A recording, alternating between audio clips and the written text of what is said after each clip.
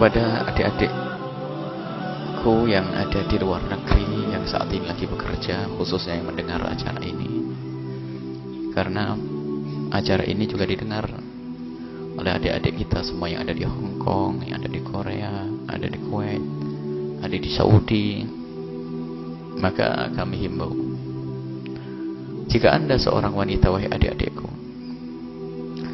bercita-citalah untuk ngambil waktu yang terdekat untuk bisa segera pulang berkumpul dengan keluarga. Dan Anda harus bersyukur kalau ternyata bisa Anda berada di luar negeri sekalipun Anda masih berhubungan komunikasi dengan dakwah yang semacam ini. Seperti adik-adik kita yang ada di Hong Kong dan seterusnya. Bahkan kita dalam waktu dekat juga akan ke sana. Mereka juga rindu pengajian. Akan tapi ketahuilah, anak-anak di rumahmu lebih butuh kepada sentuhan tanganmu. Kehormatan dan kemuliaanmu pun harus kalian perhatikan. Jangan sampai mengejar dunia tapi terhinakan. Ini harus jadi bahan renungan setiap saat untuk adik-adikku yang ada di mana, di luar negeri sana, yang jauh dari orang tua. Kehormatanmu, kemuliaanmu, ketahuilah kebahagiaan yang sesungguhnya adalah di surga nanti. Dan insya Allah kalau kalian dengar ini semuanya, kalau kalian dengar karena Allah, Allah akan buka rezeki di negerimu, bersama keluargamu, bersama suamimu, bersama bapakmu, rezeki yang penuh keberkahan.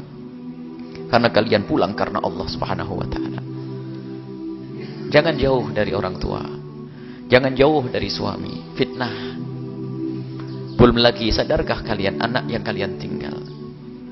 Ada sebuah informasi seorang ibu meninggalkan anaknya. Dan memang ibu ini baik. Sehingga anaknya di rumah hanya bersama dengan neneknya saja yang sudah sepuh.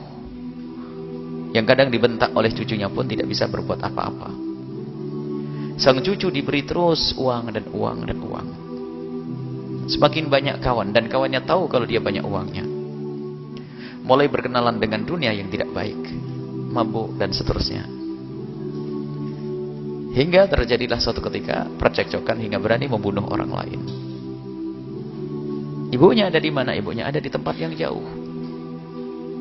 Bahkan ada seorang anak karena biasa dimanja oleh ibunya dengan pemberian kayak begitu dari luar negeri.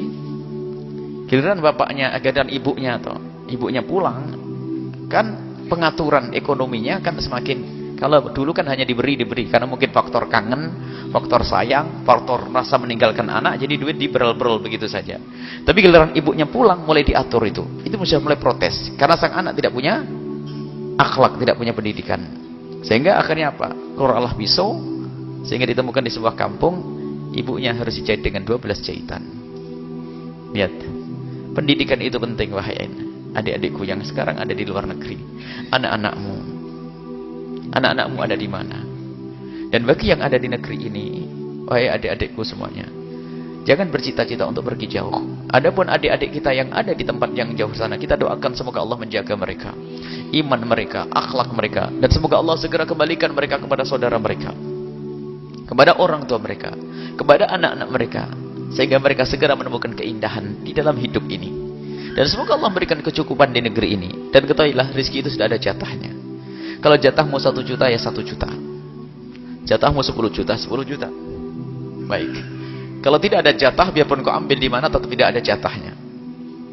Orang menganggap jatahnya semakin banyak di negeri orang. Oh enggak. Kalau jatahmu 1 juta, di negeri orang dapat 10 juta. Jatahnya 1 juta. Tak-taunya bisa berangkat ke luar negeri dapat jatah 10 juta. Naik. Oh enggak naik. Tetap jatahmu 1 juta. Kenapa? Dikirim ke anak pun enggak jadi apa-apa, dipakai untuk mabuk seterusnya. Tetap yang utuh adalah 1 juta. Maka lebihnya itu tetap jadi neraka nanti. Jatahnya jatah sudah. Maka ambillah jatah dengan kemuliaan. Bagi yang ada di negeri, di rumah, wahai adik-adikku semuanya, khusus adik putri, ketahuilah, jual es teh di pasar lebih mulia daripada harus jauh dari orang tua dan keluarga. Pergi ke sawah adalah mulia. Kenapa harus gengsi? Permasalahannya tadi itu, bangga-banggaan, pengen segera punya rumah, pengen segera punya mobil dan motor.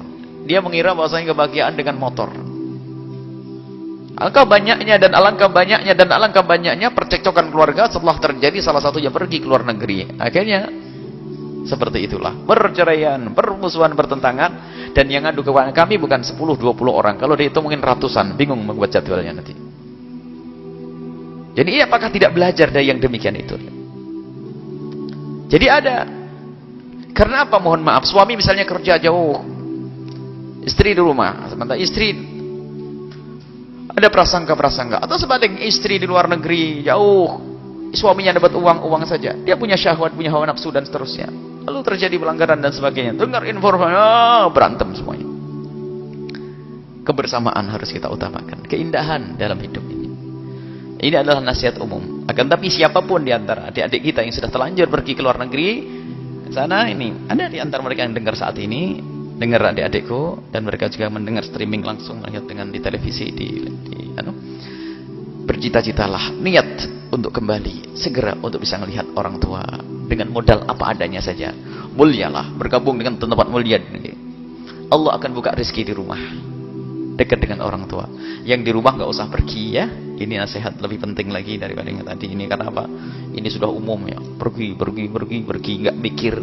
Sebab keindahan itu adalah bertemunya hati, bukan dapatnya duit. Kadang banyak duit, banyak berantem. Ada. Kita pengennya ada duit tetap indah. Belajarlah dari kenyataan kiri kanan kita. Permasalahan adalah orang tidak mau belajar, tidak menggunakan akalnya, tidak digunakan untuk merenung. Lihat problem-problem tetap saja nyantai. Pengen cari duit, Allah.